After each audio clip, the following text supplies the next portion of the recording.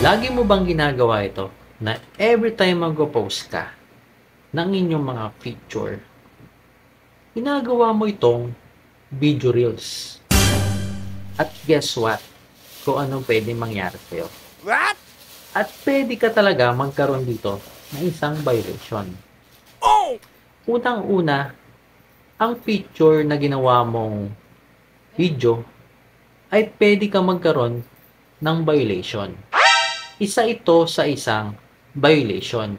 Prohibited format na pwede mong ikababa ng iyong views mo. Minsan, ginagawa talaga natin tong video. At tapos, binalagyan pa natin to ng mga magandang sounds para naman maging maganda ang kanyang kakalabasan.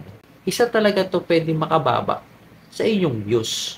At syempre, magkakaroon ka dito ng limit sa bawat post mo. At pwede itong maging spammy violation na pwede talaga makababa sa inyong views. At saka pwede talaga magkaroon ka dito ng spammy violation. Kaya iwasan mo na to. Kaya ikaw, kapag mahilig ka talagang gumawa ng mga ganon, baguhin mo na lang at ayusin mo na lang lahat ng post mo. Kapag nag-post ka ng feature, feature lang. At samahan mo na lang ito na ng mga magandang caption. Okay. At pwede magkaroon ka dito ng mga gandang views.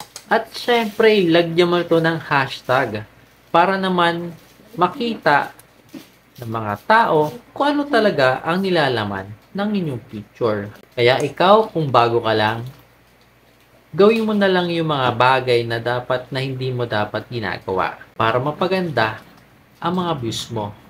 Kung meron po kayo natutunan, pakibahagi lang po sa iba para naman alam din ni lahat. Bye!